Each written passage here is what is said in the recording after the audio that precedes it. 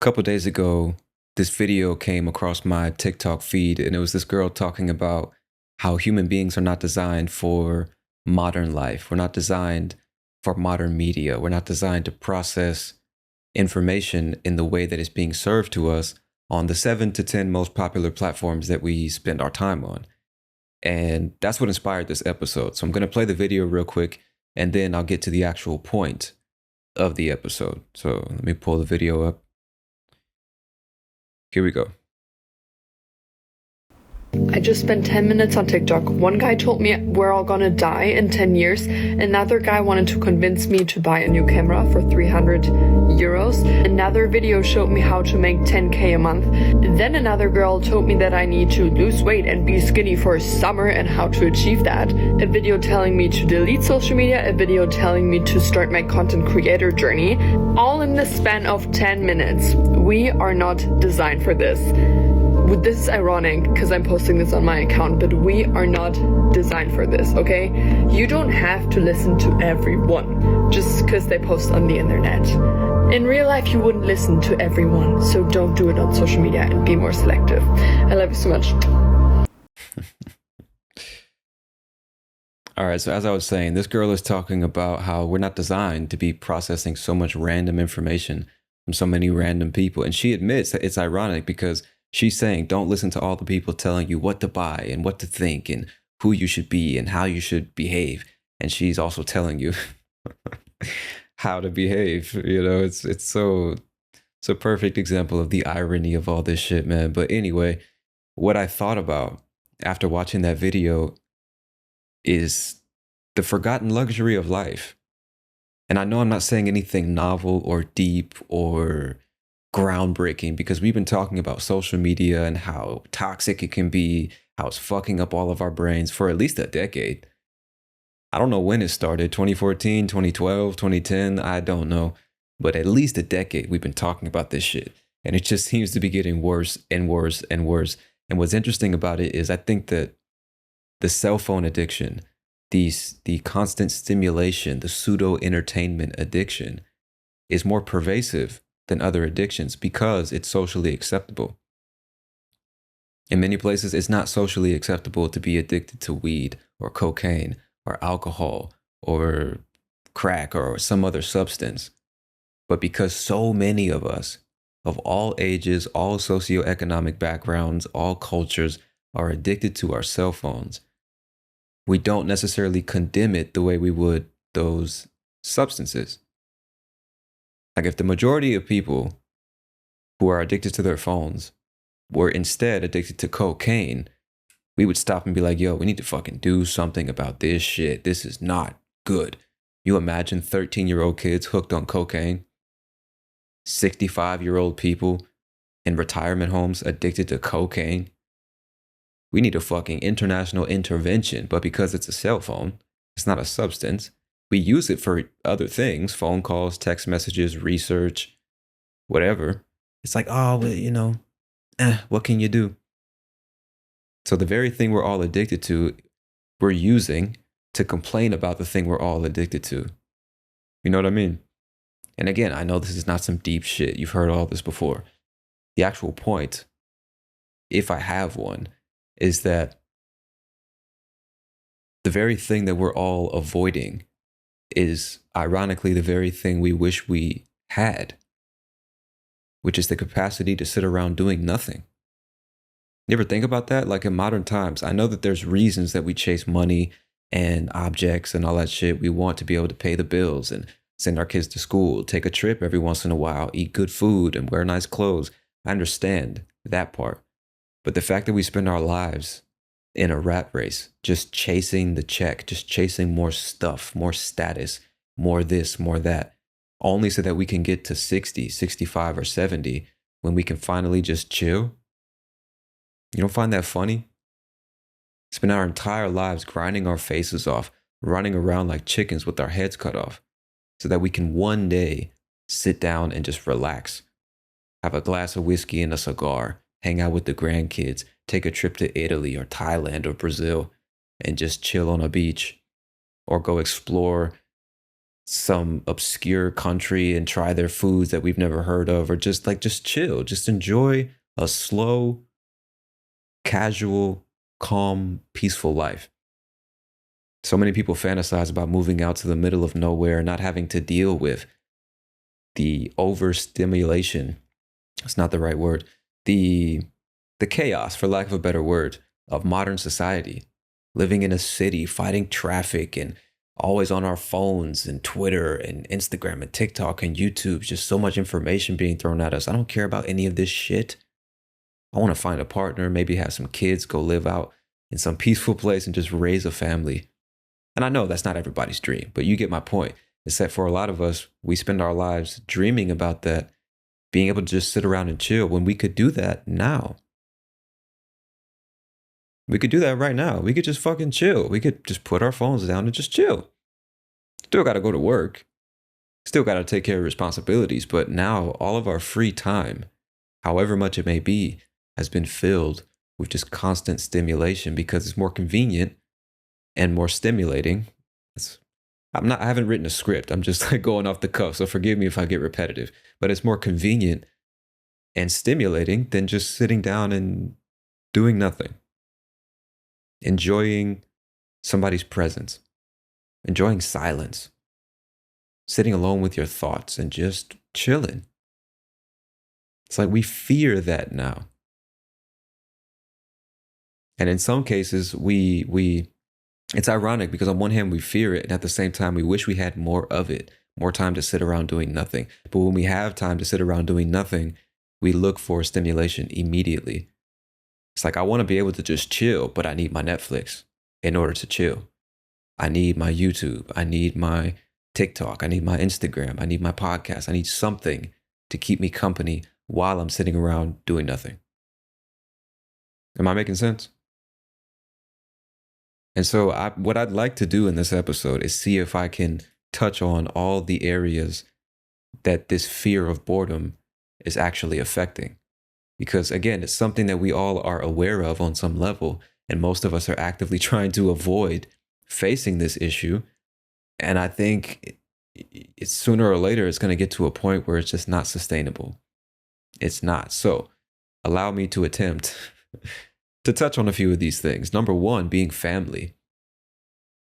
I think that the fear of boredom and genuine connection, meaningful interactions, or meaningful pursuits is affecting family very heavily.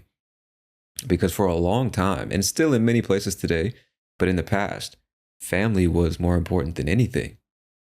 Even God in some cases. Nothing came before family. No bonds or connections were stronger than those that you had with your family. And in the past, families, even when it was TV or it was radio, there was something to stimulate people. It was something that you consumed generally as a family. You go home after school every night, 7:30 p.m., 8 p.m. We're going to watch Seinfeld or Friends or Martin or Frasier or The Price is Right, Family Feud, whatever the fuck it was. You would watch it as a family. There was one TV in the house, in the living room. And you'd all watch that shit as a family. Or you take turns using the TV, like 7:30, it's my turn to watch a show. 9:30, my parents watch a show, whatever. But there was one source of entertainment in the house in the form of a TV, and you shared that shit, or you'd watch it together. And by consuming it together, you inevitably end up talking about it together. You're listening to the radio, talking about what's going on in the world, because you're sitting there listening to what's going on in the world with other people. Naturally, you're going to talk about it. And I think we've lost that with the invention of smartphones, because now everybody has a personal radio, television, or whatever, their own personal form of stimulation. So we don't have to watch the same things. Even if we're sitting in the same room, we're all in our own little worlds, just not talking to each other, which is cool on one hand because you get to discover a bunch of art and entertainment that you wouldn't otherwise discover. So it's cool that you have access to that shit. But I think it only divides you and the people around you even more, because now you only want to watch the shit that you're interested in. You're not open to what your sister or your dad or your cousins might be interested in, because your algorithm has been training you to respond only to this. I want more of this and only this. Again, you could look at it from a positive perspective, but in terms of family connection, I think it just divides us politically.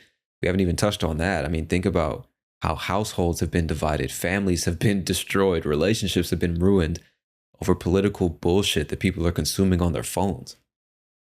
They're not talking to each other, just consuming extremist, reactionary type content on the internet. Husbands and wives, brothers and sisters, parents and children in the same house, not talking to each other. Everybody in their separate corner of the house, just consuming shit online, feeling more in touch with people online than they do with their own families.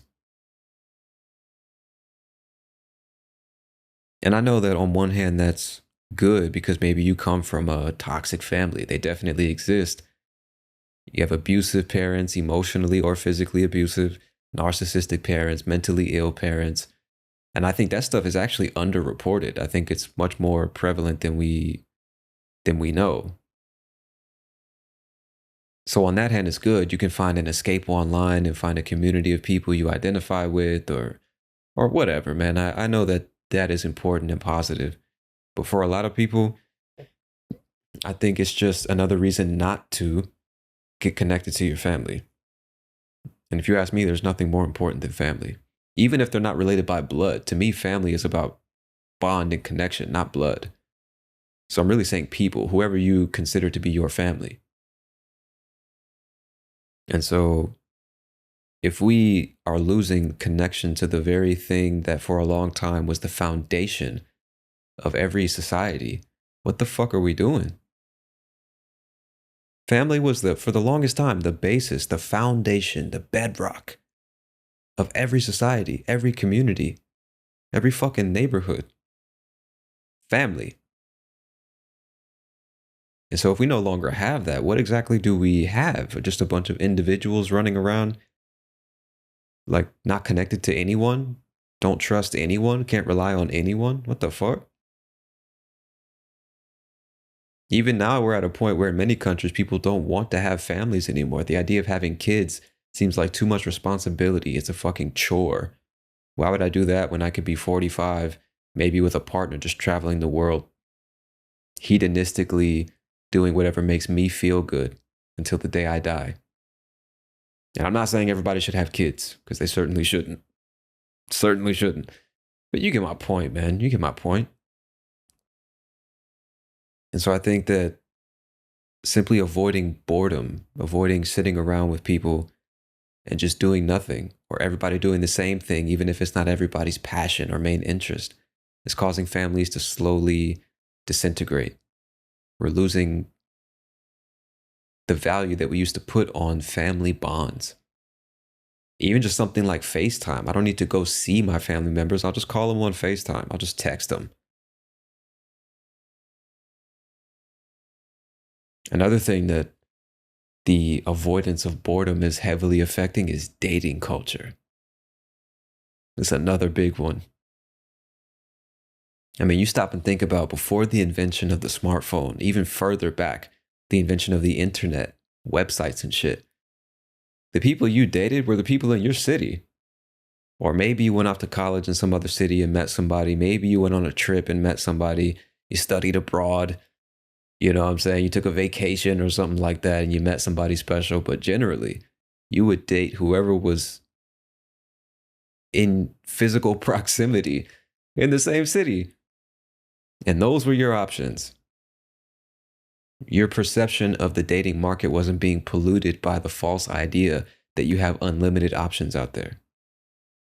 So people were much more realistic about their options, and they were much more willing to try and make something work with somebody who wasn't 100% compatible. And I'm not saying whether that's good or bad. I'm saying that it's a major change.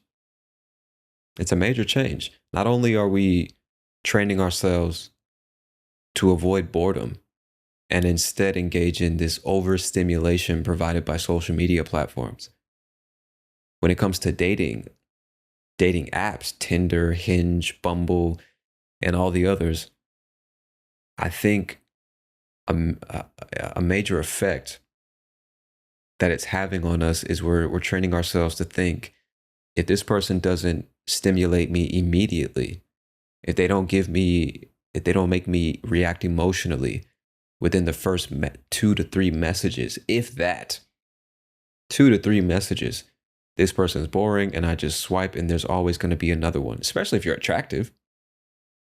Especially if you're attractive, you think you have unlimited options when you don't.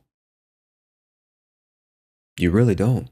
And not only that, just because somebody doesn't light that fucking flame within the first 20 minutes of you guys meeting each other doesn't mean they wouldn't be a great partner for you.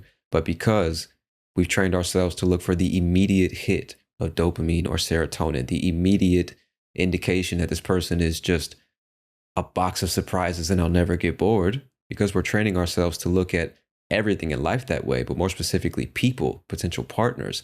It's like you don't even give something a chance for it to develop into a meaningful relationship. Like, relationships are work, and it takes time to get to know somebody. And people are anxious, they don't have great social skills or communication skills. Some people take lots of time to warm up to another person before they're comfortable showing who they really are, what they really think, how they really act.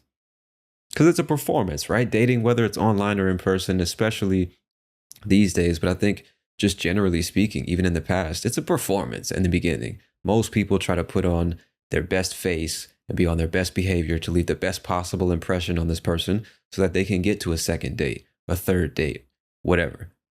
It's a performance on some level. But now, if you don't thrive in this digital environment, if you're not a 7, 8, 9, or 10 in photos, if you're not a 7, 8, 9, or 10 in your little biography, if you're not good at texting and getting a reaction out of somebody in 1 to 3 messages, you're fucked. You're boring. You got no chance. And I think that's very detrimental to relationships in general, but definitely romantic relationships. So you have all these people, even average people, 4s, 5s, and 6s, with their heads blown up thinking that they're 7s, 8s, 9s, and 10s because they got a lot of swipes on a dating app. So they think they have lots of options. They think they deserve the world. And people that are actually on their level in terms of appearance or personality or what they offer, what they bring to a relationship, they think they're too good for that. And even just focusing on the boredom thing, it's like the idea that a relationship is supposed to be nonstop fun and entertainment and stimulation is stupid. It's unrealistic. It's unrealistic to think that one person is going to keep you entertained every moment of your life, all the time when you're together until the day you die. What? What? That doesn't make any sense. It doesn't make any sense.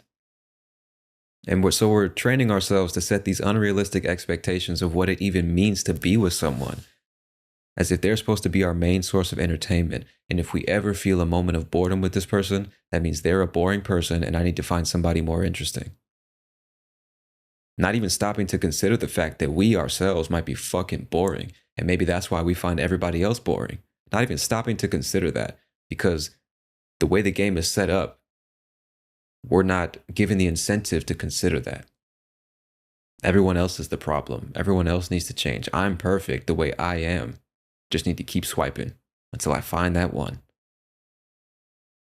And I think long term, it's going to end up with a lot of single, miserable people who are going to wish that they would have given more people a chance. I really think so. I also just think it leads to overall dissatisfaction with any relationship. Because again, you're thinking it's supposed to be stimulating all the time. This person's supposed to be entertaining me, making me laugh all the time. It's like, what's wrong with being bored with somebody? What's wrong with that?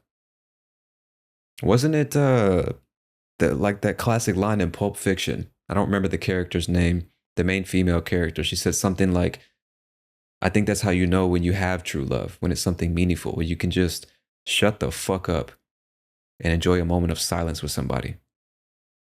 I probably fucked that line up, but it was something like that. And I know that's a movie, but art is just an imitation of life. Like that came from a real place. There's really something to that idea. And those are the best relationships, bro. Think about your best relationships. It's not the one where every moment is a fucking party. The guys that you go out to drink with every Friday, those are just people you drink with. Take away the alcohol and then tell me if those are your real friends. You know what I'm saying? Take the sex out of the relationship and tell me, do you really love this girl? Do you really love this guy? Is this somebody you could actually spend your life with if there was no sex?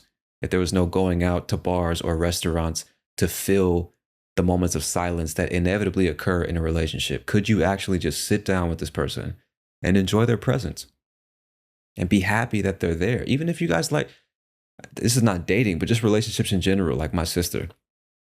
We don't even talk that much these days, but I still consider her to be one of my best friends. And she's one of the very few people that I can just sit in a room with for 4 fucking hours straight. We won't say a word to each other.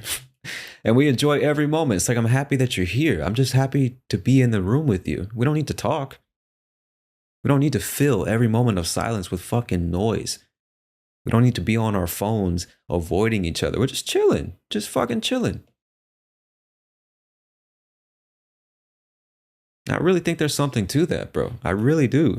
The idea that you should never be bored or have to sit in silence with somebody is a very unproductive, unhealthy idea. I don't think it's good for people who are entering the dating world and forming expectations of what relationships even are, especially if they didn't have an example of a healthy relationship at home.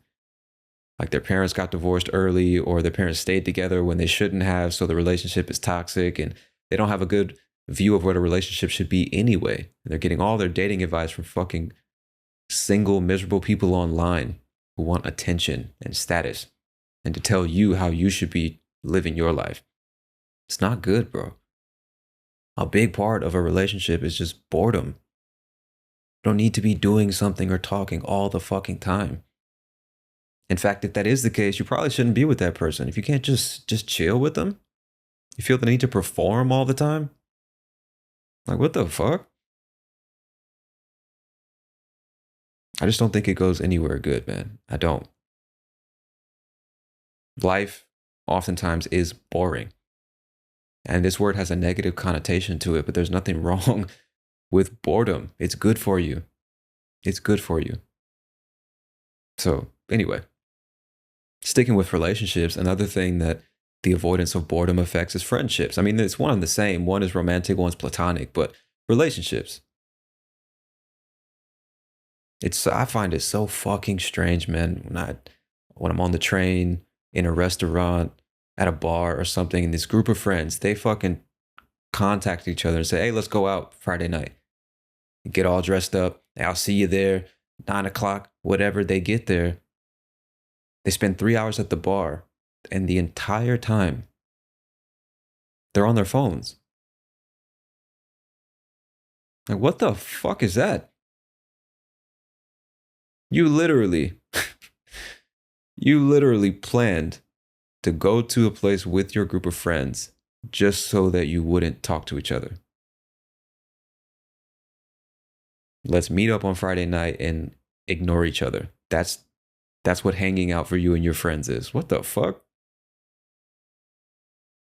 That's weird, bro. Y'all don't have anything to talk about? Y'all don't want to talk about life, what's going on in the world, what's happening in our environment, what happened this week, what's going on with your girl or your family, or what your plans are, what you're struggling. Y'all don't talk about nothing. Y'all just hang out. You just sit there looking at your phones, and y'all are friends. The fuck? That's weird to me, man. It's fucking weird.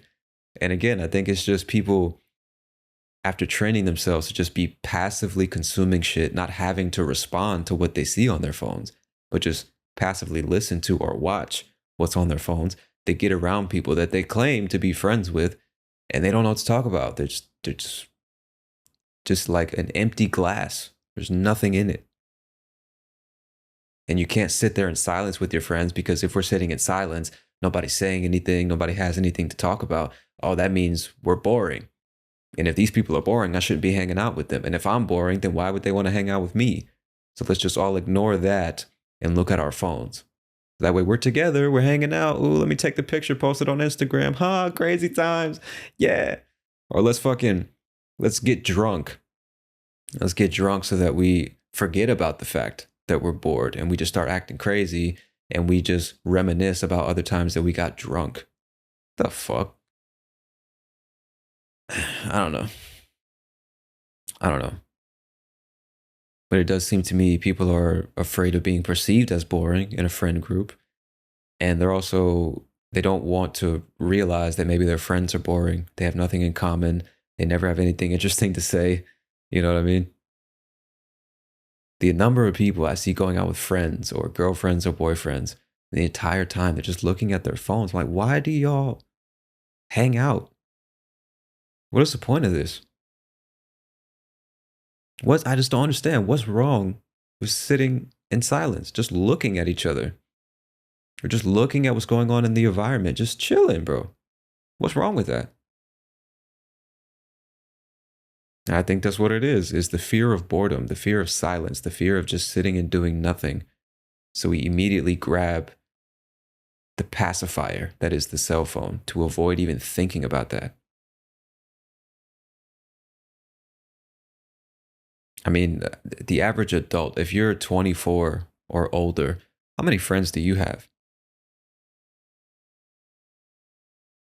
And how often do you see those friends? When you see those friends, what do y'all do? What do y'all talk about if you talk? Like, stop and think about that for a second.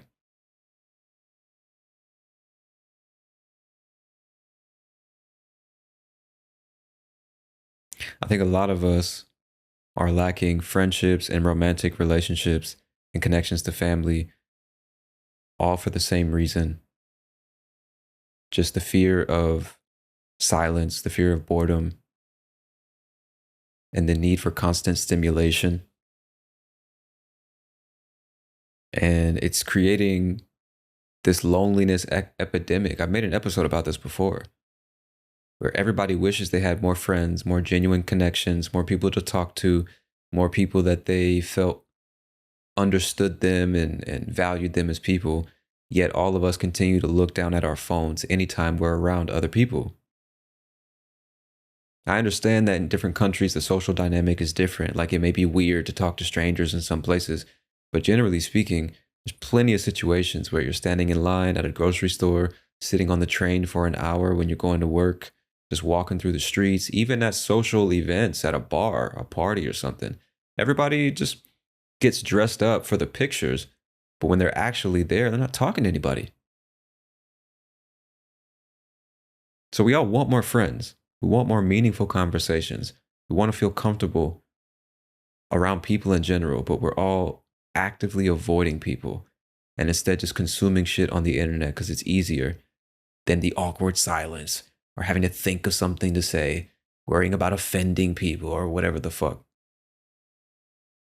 When people aren't connecting on a family level, on a romantic level, on a platonic level, I think it affects the community in general when people literally just aren't talking to each other. Everybody's just looking at their phones and avoiding people. This is what creates isolation. So everybody's in their own little algorithm-driven world, not talking to the people around them. And so they think the world is crazy. The world's going to shit. Everybody's an extremist. Everybody's this, everybody's that. Because they're only interacting with people on their cell phones. They're not talking to the average person in their community, which means they don't know or like or trust the people in their own community. What does that do for a community? Causes it to fall apart. You don't know your neighbors. You don't want to know your neighbors. You can't trust your neighbors. You can't rely on your neighbors or your coworkers or people in the street. Like, everybody has different values, different perspectives. There's nothing that holds us together anymore. Not family, morals, values, common goals. Nothing. Everybody's just out for themselves. It's not a community. And I'm all for individualism. I mean, I was born and raised in the United States of America. I value individualism just as much, if not more, than the average person. That doesn't mean I don't value community. Community is another word for family. It's like extended family. You have your immediate family and then everybody else that makes up the community. And you ever notice, like, when you go to your average city, big city, Bangkok, New York, LA, Miami, whatever, you see everybody's just out for themselves. Everybody's just in their own little world thinking that they're the main character in everybody else's movie. It's all about me. And they're fucking miserable.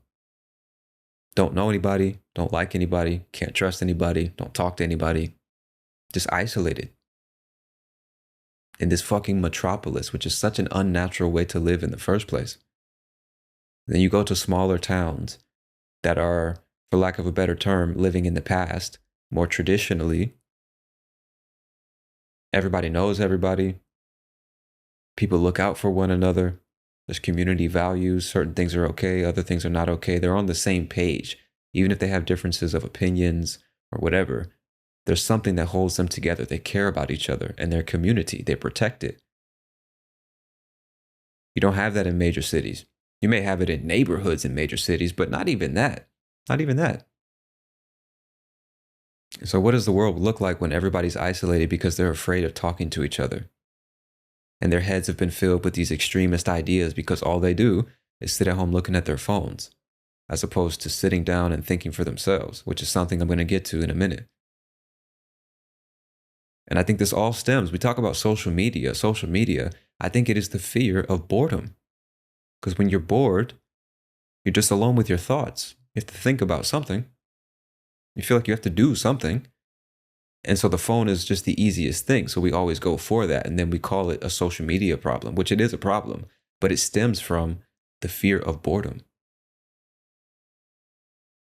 The fear of having no stimulation whatsoever, having to be interesting or interested in something. And I think it's this lack of boredom and this immediate rush to overstimulation in the form of social media or content in general that leads to a lot of life dissatisfaction. Because think about it, if you're living the average person's life, high school education, maybe didn't even go to college, working a regular 9-to-5 job, maybe you got a wife and kids, and that's life for you. Every day, 5 days a week, and then you got 2 days off to just do whatever. Don't got that much money. In comparison to what you see online, life is just not that interesting.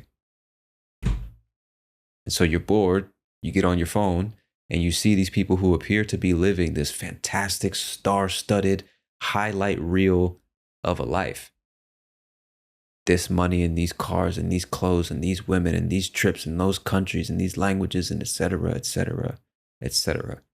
You look at your life, turn your phone off, you look around at your life, you're like, well, shit, I'm not doing any of that stuff. I'm not doing anything. I fucking suck. My life sucks. I need some of that. I need to make more money. I need to get more status. I need to wear nicer clothes, get a nicer car. I need to go to this country. I need to go over there where the grass is greener. Then I'll be happy. Becomes impossible to just appreciate how good your life is. And I view that as a problem, man. Which, it's not a hot take. Obviously, it's a problem. Obviously. But you get what I'm saying. It's something that's so pervasive that we don't necessarily want to deal with. Like, life can be quite boring, dude. The average life can be quite boring if you let it. If you don't know how to appreciate it, it can be quite boring. Because we also have to define boring, like just going to work, spending time with family, not really doing much else in particular. Maybe you got a couple of hobbies that don't get much recognition or make any money. How is that a bad life? When you have a safe place to sleep, clothes to keep you warm, good food to keep you nourished, a family that loves you, a job that pays the bills, how is that a bad life? But when you're on your phone all day, you start to think, oh, damn, this is fucking boring. I need something better. So I really believe that's where a lot of life dissatisfaction comes from, is not being okay with just sitting around and being bored. There's nothing wrong with it. And when you avoid it and you're running to your phone or Netflix or whatever all the time, I think that's where the anxiety and depression kick in.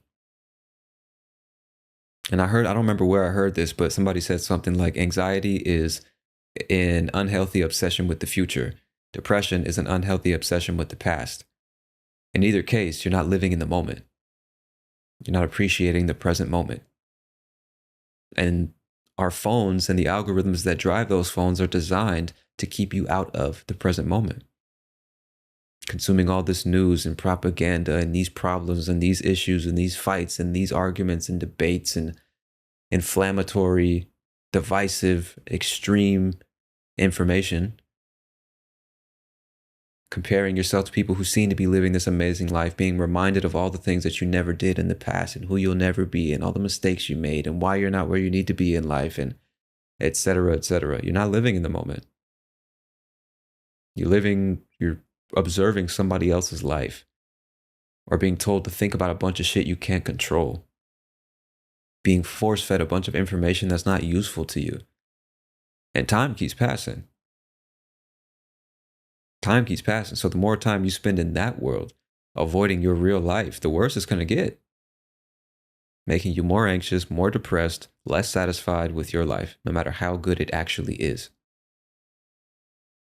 Or even just avoiding, like, you're just not dealing with problems that you could deal with because it's easier to just be on your phone.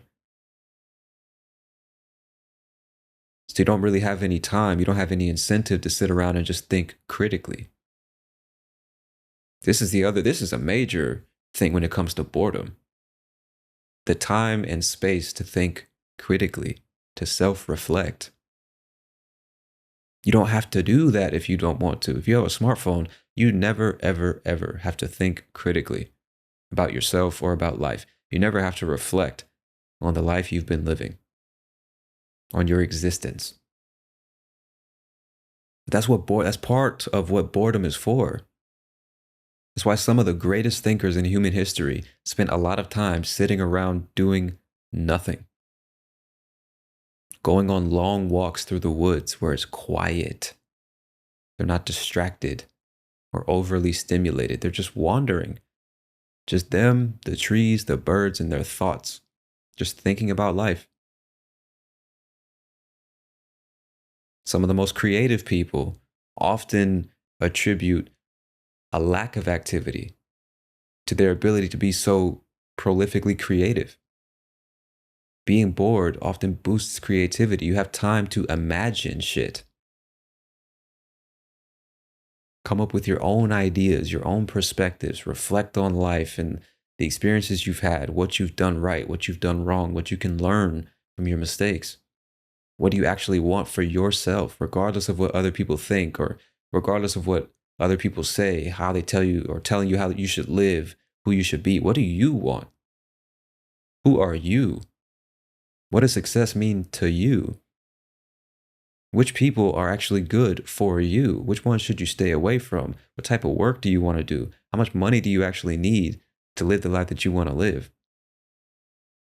These are just examples, but if you're constantly stimulated, you're at work 8 hours a day, in traffic 2 hours a day, and the rest of the day you're just on your phone, when are you going to stop and think about that shit?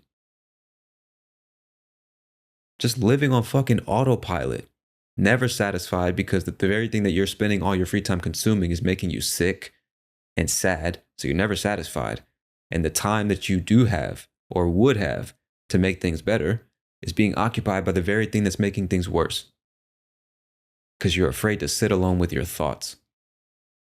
And I get it, bro. Trust me. Like, some people shouldn't sit alone with their thoughts because they're very dark. They're very negative. I've been there for a long time. I mean, y'all listen to the podcast. You know how negative I can be, man. I'm pessimistic. I'm extremely cynical. I get it. Sometimes sitting alone is not the best thing for you. But overstimulation is just the other end of the spectrum. It's the other end of the spectrum. It's the same thing. Two sides of the same coin. You see what I'm saying? So my point is, it's that fear of boredom, that fear of just sitting by yourself, not doing anything in particular, that robs you of the luxury that is the time and space to think critically, I cannot overstate how important that is for self-improvement. I mean, that's something that people love to consume on the internet. Self-improvement content, David Goggins, James Clear, Atomic Habits, and how to be more productive and all this shit. How to get over your demons, how to stop procrastinating. You understand how fucking crazy it is? A video about how to stop procrastinating will get 1 million views. And of those 1 million people, everybody will continue to fucking procrastinate. Just watching that video was a form of procrastination. You know how you stop procrastinating? You get up and fucking do the thing that you're supposed to do. How fucking insane that is. That entire industries have been born. Millions of books have been sold. People have become famous telling you the secrets to do the things that you could easily just get off your fucking ass and do. How to stop procrastinating. Are you fucking serious? Jesus Christ, how to live a healthy life, how to disconnect from social media, how to stop using your phone. You fucking put it down. What are you talking about? You turn off the fucking phone. What are you talking about? Oh, Tony, it's not that silly. You know how addiction works. You've been addicted to things before. Yeah, I have. And any addict who has overcome their actual addictions will tell you, you simply stop doing the thing and find something better to do. You take the time to be bored and reflect on why you started doing this thing in the first place, what was motivating that behavior, how you started to use it to cope with whatever you were avoiding, and then you just got addicted to that gratification that you got from doing this thing and avoiding the other thing. You sit alone with your thoughts and you reflect on all that shit, figure out how to deal with the thing you've been avoiding, and then you find something better to do once you've resolved that thing. This was an oversimplification. I'm not a therapist or a psychologist or a neuroscientist. It's an oversimplification. But I would like to believe my point is clear. How do you beat your cell phone addiction? I don't know. Get comfortable with sitting around doing nothing like humans did for thousands of years. Or pick up a fucking hobby. Talk to the average person. What are your hobbies? What do you do for fun?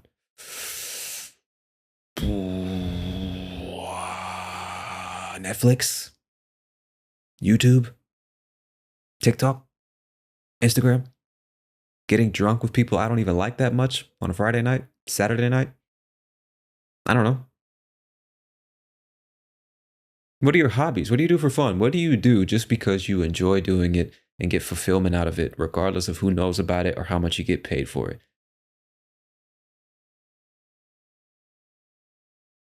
I don't know, man. That's a big one. Out of everything on this list, that's a really big one. Critical thinking and self-reflection. Something that we could all do a lot more of to make ourselves better people and thus make our families better, our dating life better, our relationships with our friends better, our communication better, our community better, life satisfaction better. Critical thinking and self-reflection. And by running away from boredom and silence and choosing to just overconsume the shit that's on our phone, we rob ourselves of the ability to do that. It's making us sick. It's making us dumb. Fucking robotic people that do whatever the algorithm conditions us to do. Not even choosing what we consume on our phones. You ever think about that?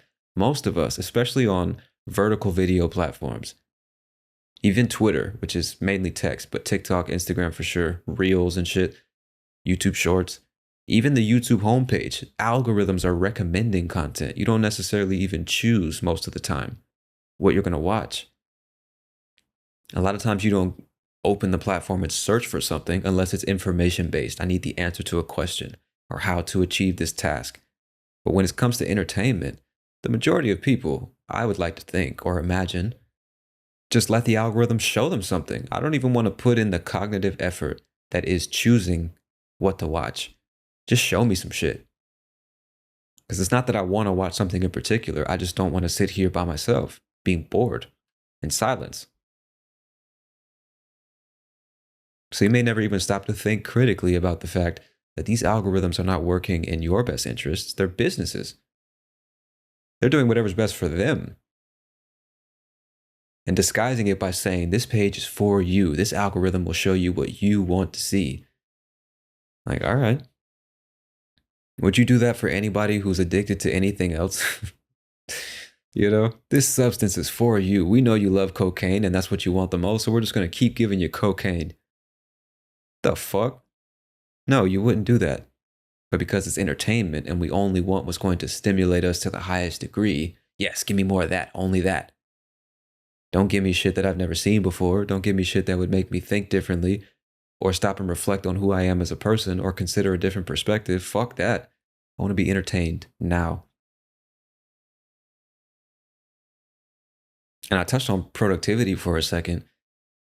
The other ironic thing about this whole productivity craze, everybody's trying to figure out how to be more productive, more tools, more AI, more apps, more websites, more hacks.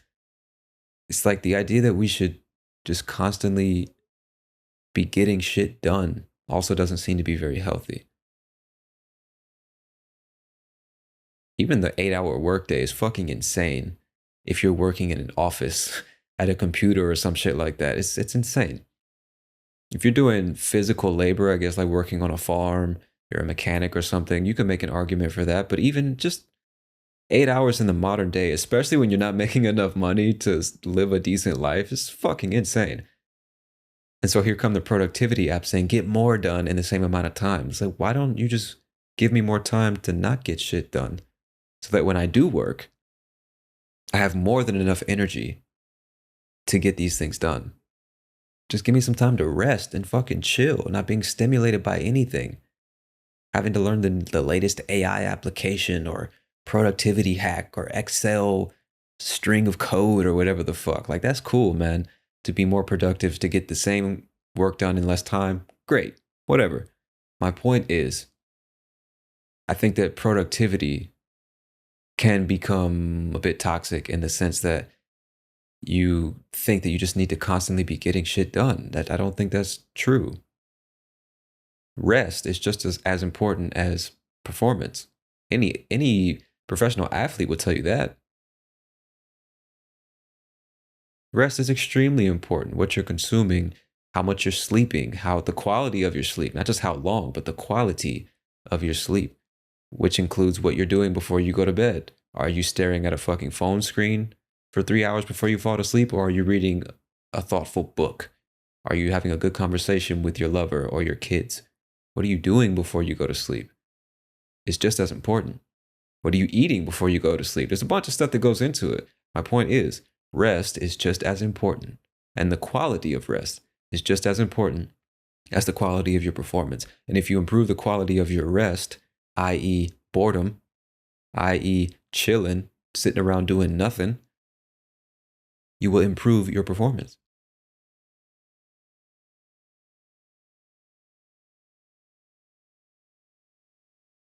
If I had to summarize the point of this episode or the main thing to be taken away, I suppose what I'm saying is that the capacity to sit still and do nothing is a superpower in so many aspects of life. And I think that it will serve you very well in a world where most modern people are running around frantically like chickens with their heads cut off. Like they just need stimulation. They need something to look at, something to watch. They cannot sit with themselves. They can't sit in silence with other people. They're afraid of other people. They don't know how to talk to people. No communication skills, no hobbies, no sense of internal peace, no sense of life satisfaction. I think it's a major advantage being able to be comfortable being bored, appreciating the little things in life.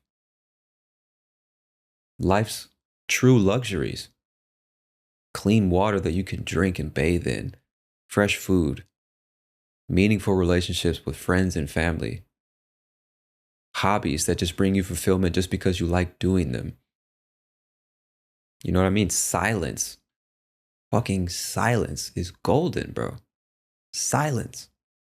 Getting in touch with nature, just running your hands through fucking grass, walking with no shoes on and shit. I know I sound like a hippie or something, but it's natural. It's the most natural way to be. You know? Appreciating the fact that all you have to do, get up and go to work, come home, cook, clean, pay your bills, and that you don't have more responsibility on your shoulders, that you don't have more people depending on you. That is a luxury. to only have to go to work, pay bills, and take care of yourself. It's a luxury to be able to sit around doing nothing and not deciding what we're going to do about the national debt or the homelessness problem or the criminals running the streets or how we're going to educate kids in a time like this. You don't have to think about shit like you most likely don't have to stay up thinking about shit like that. You have time to watch Netflix. You have time to scroll on your phone. You have time to do shit like that. Just having that time is a fucking luxury. So why corrupt it with a bunch of digital fast food? You know what I'm saying? Like, I don't know, man. I'm not saying that you have to be bored all the time. I'm saying even if you're going to do something with your time, why not do something a bit more meaningful? Like read some books, bro. Lots of wisdom in good books. Get back to watching movies. Commit to watching one thing for 2.5 hours. Commit to listening to a whole podcast episode that's 2 hours long. A 2-hour conversation with somebody. Committing to stuff that's more meaningful. If you don't want to be bored all the time, at least use your time in more meaningful ways. I'm not telling you how to live. I'm asking you to think about it. Just think about it. Because like I said in the beginning of the episode, this is something that we all know is terrible for us. And it's people of all ages. We complain about the kids being addicted to their phones at 9 years old, 12 years old, 15 years old. They're on TikTok and playing Fortnite and watching YouTube videos and shit. And it's like, well, it's us too. It's adults too. And going back to the family thing, this is another thing about family is it's not just kids who are being affected, but adults with kids who are being affected. Addicted to their cell phones, not talking to their kids. They're just as addicted, consuming news on their phones and other shit on TikTok and Twitter and Facebook and YouTube, etc. All this extreme shit, polarizing shit, overly stimulating shit, just like their kids. Avoiding meaningful conversations with their kids, teaching their kids how life actually works, building resilience and confidence in their kids. They're just ignoring them. Or even worse, exploiting them for fucking social media likes and clout and attention and shit. It's fucking sick, bro. So what does that mean for a generation of kids who were raised by cell phone addicted parents, who are addicted to cell phones themselves, have no concept of what real life actually is, and their first experience with life is in the digital landscape, which is fucking fake? What does that mean for families? Dating, friendships, community, life satisfaction, anxiety and depression, critical thinking and self-reflection, productivity, creativity, imagination. What does that mean? Like, what are we doing? The very thing that we all wish we had more of is the very thing that we're running from and avoiding because it's uncomfortable at first. We can't handle 6 seconds of silence, one disagreement, one uncomfortable thought, one day reflecting on the past and the mistakes that we've made. We can't tolerate any of that. Has to be positive, has to be funny, has to be entertaining, has to be stimulating all day, every day. Or it's bad, it's boring, and boring is bad. I don't mean to rant. I hear myself now, it sounds like I'm ranting. I'm just asking you to think about it. Being bored is a luxury. Like when you sit and just watch and listen to yourself, your own mind, or the world around you, you see and hear things differently. You notice different things. And you effectively become more emotionally stable when you're comfortable sitting down, doing nothing, just observing, not reacting to anything, not looking for things that aren't there in the form of stimulation, just being. Isn't that what meditation is all about? Isn't that why even now there are fucking applications, phone applications for meditation? Something that you could do for free without a device, without stimulation. Now they're like, let's turn that into an app, put on your headphones and be distracted by somebody talking to you. And I'm not saying that guided meditation doesn't work. I'm sure it's great for a lot of people. I'm talking about the OG, stereotypical, pure form of meditation that is just sitting there and observing.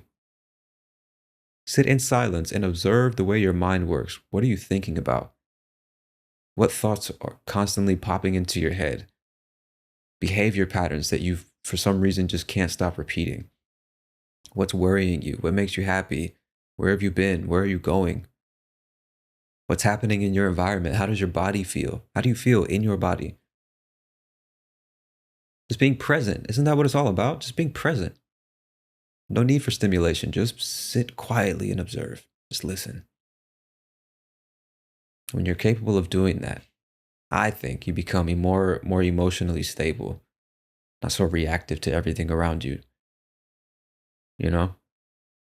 Just comfortable letting things be the way they are. And if there's nothing to do right now, all right, there's nothing to do. I'll just sit here. Nothing wrong with that. We don't have anything to talk about. All right, let's just not talk. Let's just sit here. I'm happy you're here. We don't have to be talking all the time. What's wrong with that? I don't know, man. I know it's cliche, but I think it's cliche for a reason. Like detaching from the digital world and getting connected to the present moment. It's not only good for you and your mental health and your physical well-being, but it's also the most natural way to be. And like the girl said in the beginning of the clip, human beings are not designed to behave and interact in this way. We're not. Human beings don't evolve as quickly as technology has evolved over the last 20 to 30 years. We still have fucking primal monkey brains, and we're in this hyper digital world acting as if this shit's all normal. It's not. It's not the normal way to be. It's not the traditional, most natural way to be. And progress is important. Evolution is important. We don't need to be stuck in one place forever. That's not what I'm saying. But I also don't think that living in a metaverse or only communicating with people on social media platforms is good for us either. And we can have both. The internet shit should complement life, not replace it. That's what I'm saying. And as I've said multiple times, all of us want all the great things about traditional life, but we don't want to have to live in a traditional way. We want loving, caring families, a connected community, great friends that we can trust, the love of our lives that we can spend and develop and build a life and family with. Be more productive, be more creative, think more critically, reflect more so that we can become better versions of ourselves, be less anxious, be less depressed, more satisfied with life. Yet we can't stop doing the thing that's actually robbing us of all of that, which is just staring at our fucking phones.